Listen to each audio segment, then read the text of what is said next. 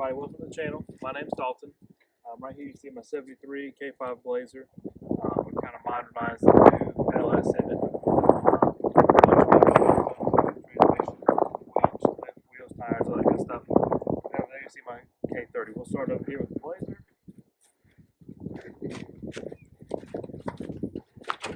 So you can see we have put modern 04 Suburban seats in here. They're all power, that's all hooked up. Kept the original gauges on there when we swapped over to the LS. Had these custom done by leatherseats.com. They went ahead and put the Cheyenne logo in there, or made a Cheyenne logo out of a High Country logo. Of course, the full top comes off. It's got the KC lights on there and everything. Right up front.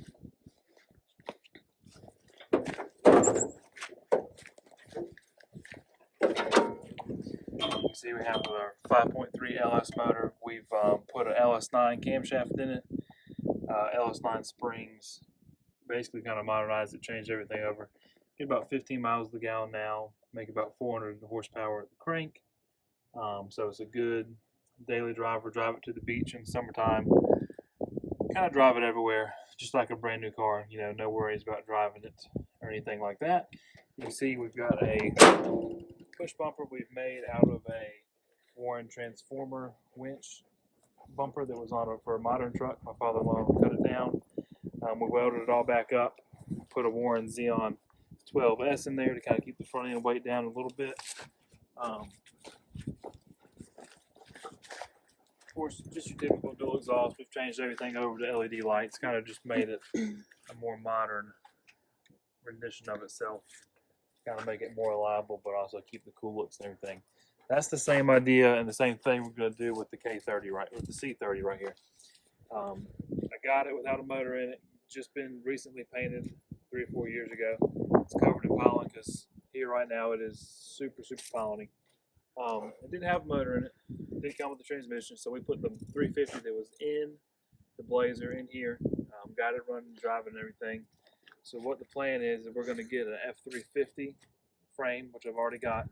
Put a dually axle in the back of it. Use the coil spring suspension in it. Put this, make it 4-wheel drive. Modernize everything with it. LED lights, that sort of stuff. It's in really good shape. You can see there's no rust in the rockers. We're going to change this front clip out to match the Blazer. The roof's black. I don't really know why I did that. It's North Carolina, so the summertime it's way too hot. That's going to get painted white, probably down to right here on the body line. We may come back in later and put a white stripe to match the Blazer as well. It was a Zimmer Auto Cars upgraded truck, so that's why you have the beautiful wood trim that is not going to be around in the final rendition. Headliner car is in good shape, so we'll just reupholster that. Seats are in really good shape. We're probably going to change them out for either King Ranch or High Country seats. As you come back here, you can see the duals are in good shape. All the lights and everything are working in it, so that's a plus. We're going to put a gooseneck in it. Like I said, we're going to use a 12-valve. Comes with a ZF6 Ford transmission, so we're going to be able to pull anything we want to. The F-350 frame has got all the calipers have dual piston brakes, so it'll stop like a new truck. It just won't have ABS and a lot of the other funky new modern stuff that just seems to break over time. We're going to put some reverse cameras on it so you can hook up to the gooseneck by yourself. Put a reverse camera at the tailgate so you can hook up regular trailers by yourself. Really awful that's on the roof. So we're going to go to the shop now. We'll kind of go over the frame and everything and what's involved with getting it cut down. This is a 164 wheelbase. The F-350 crew cab long bed frame I think is a 172 or 174, something in that range. So we're going to end up cutting about 8.5 inches out of the wheelbase, and then we'll start mocking up with the bed and work our way forward. So we'll have to take this truck barely apart to kind of do that, but then we'll be able to run this the rest of the summer while we finish up this swap. The goal is to have it done by January, so we'll see if we can make that happen. But we'll see you at the shop. All right, guys. So we got the F-350 frame here that we picked up. It only had a single axle, so we're going to have to find a dually axle for it.